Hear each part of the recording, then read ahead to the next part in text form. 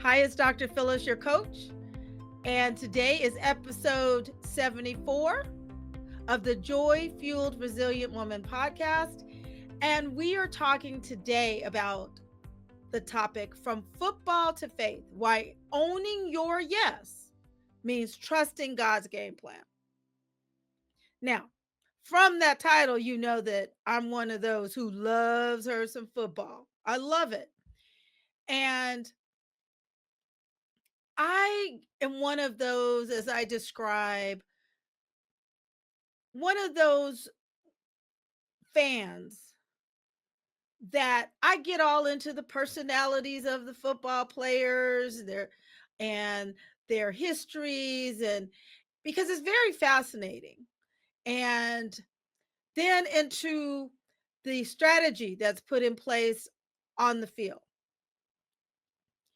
So today we have the Eagles and the Kansas City Chiefs playing.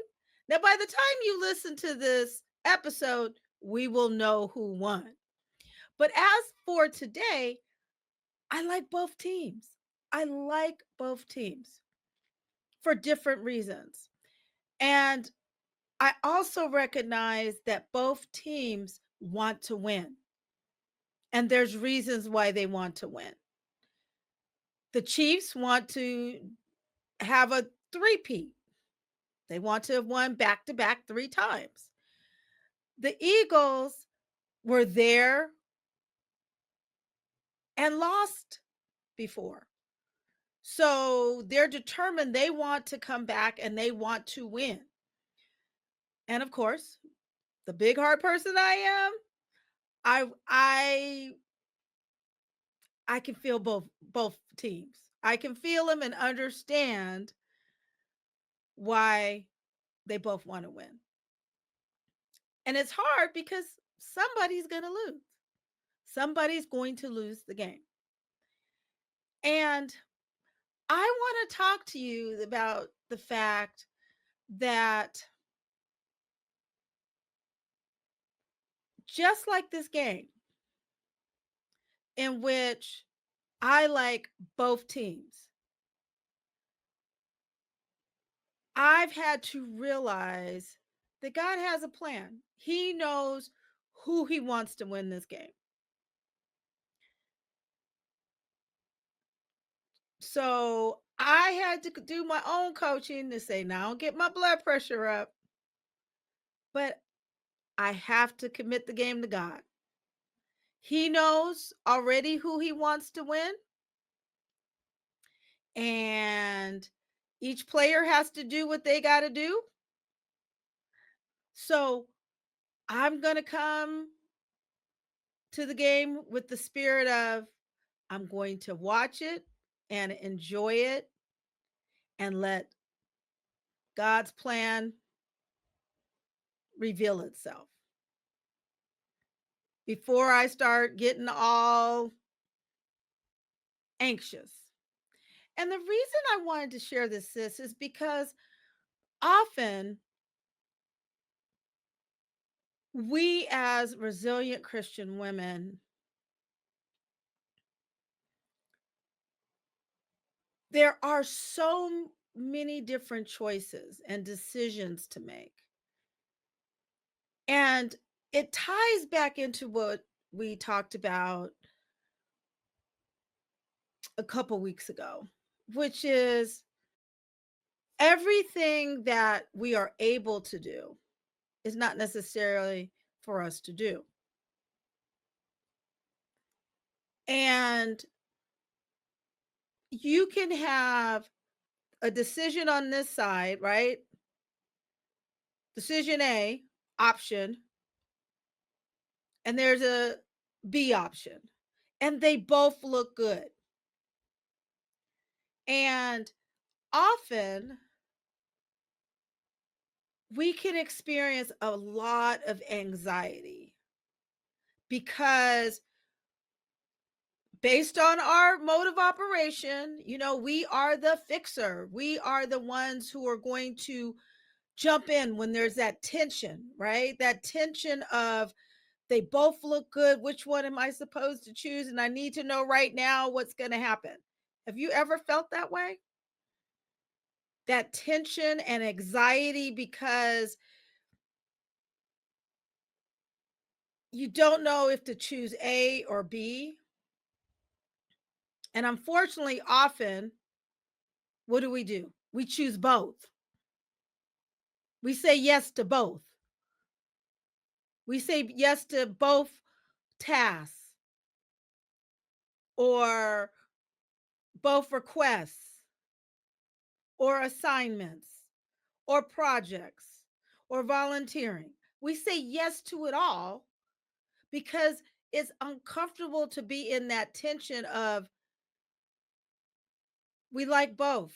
We like both projects, or we feel the need to be in both situations at the same time, at both events at the same time, or working with each group or each person. And there's a tension and we overload. Yet, I want you today to realize, just like I'm sharing about just going to enjoy the football game and enjoy the skill on the field and let God's plan unfold. I want to encourage you today to ask yourself, what are you struggling with right now? What decisions are you struggling with? You have all of this in front of you. We talked about having too much on your plate. Everything looks good, right? And while last week I talked about us saying yes because we're trying to fill a void, this week I want to talk about when we say yes because everything looks good and we can do everything. And every request that comes up does not require an emergent or urgent response. As I often would say, everybody's fire doesn't have to be my fire. And I want to tell you that. And I don't mean that in any disrespect, because as I said that, I realized too that there are families and individuals who are dealing with the devastations of fires in California, and we send our heart and our prayers out to them. And so my comment is not meant to be of disrespect or forgetting what they're going through right now. It's more a figure of speech in terms of people will come to you with emergencies, or they need you right now to do this, to take care of it. Or maybe they don't. Maybe they come to you asking you to do something and they have not put a timeline on it, but you automatically assume they're coming to you because they need it done right now. And so you say yes when you really are not in a position, really, realistically, you're really not in a position to take that on. So, what I'm asking you, sis, today is to really hold yourself accountable. And when multiple projects, multiple requests, multiple items on your to-do list come your way. Really stop and ask yourself,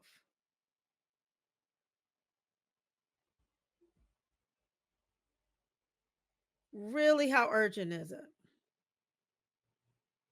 And just as I'm sharing with you how I'm going to sit and watch the football game and to let God's plan unfold, I'm encouraging you to step back for a moment. Look at the decisions you have at hand or the requests and really take a deep view.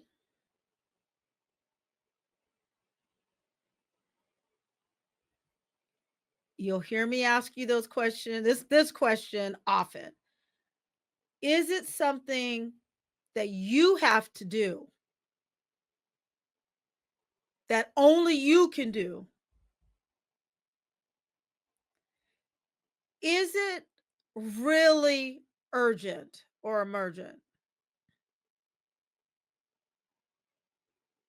Most decisions are not life or death.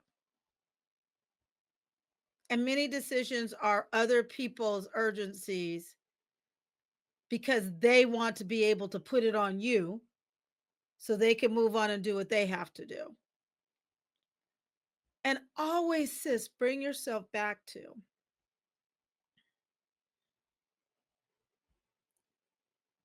when you start feeling that anxiety as you're looking at all of these different requests and options. Remember, sometimes the best thing to do is do nothing until you let God unfold his game plan.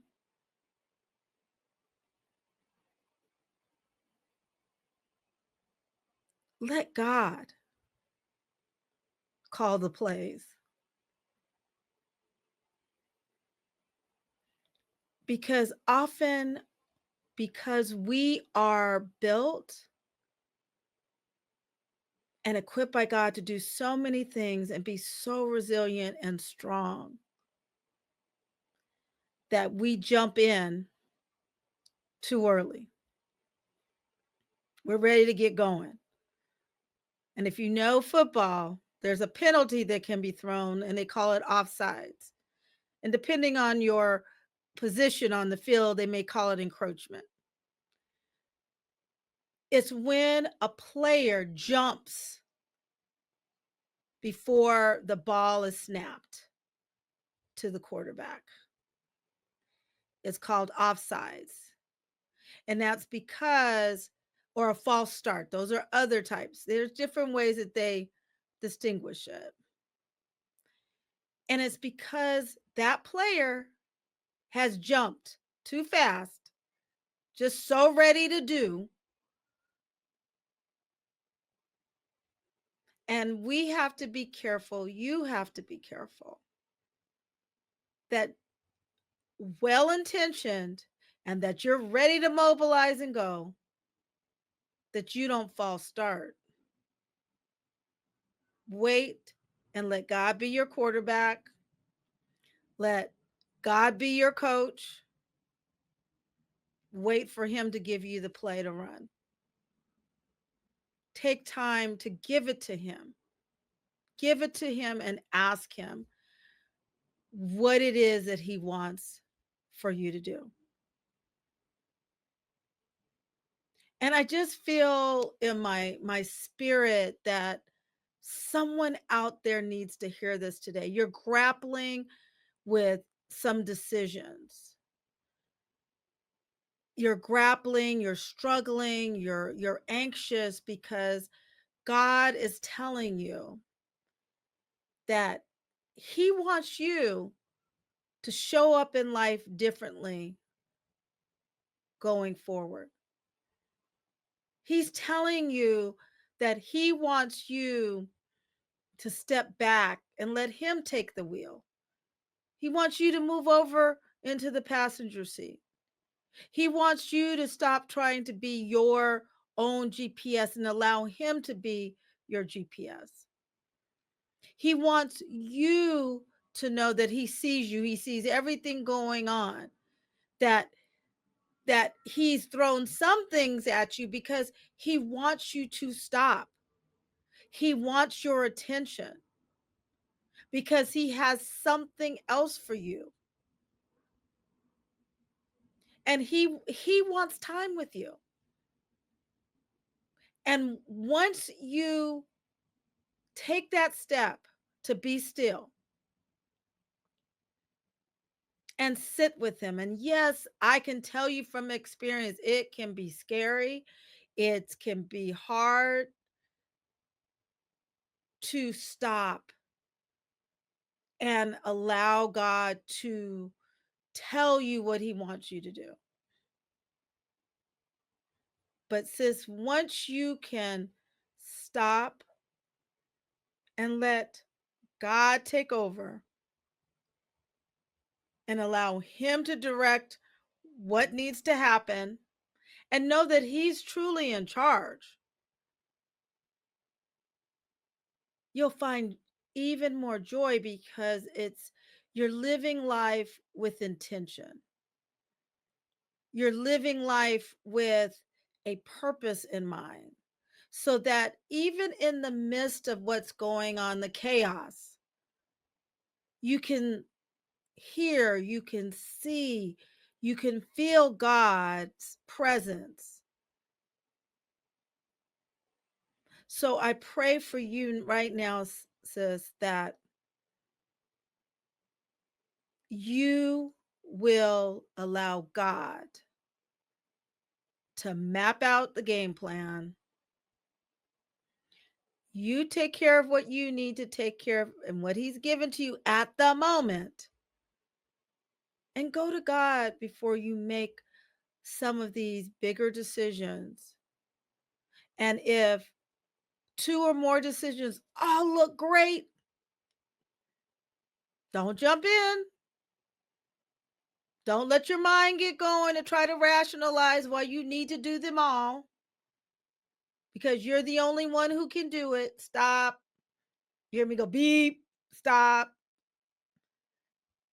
Want you to stop and give it to God. Step back and say, God, you take it.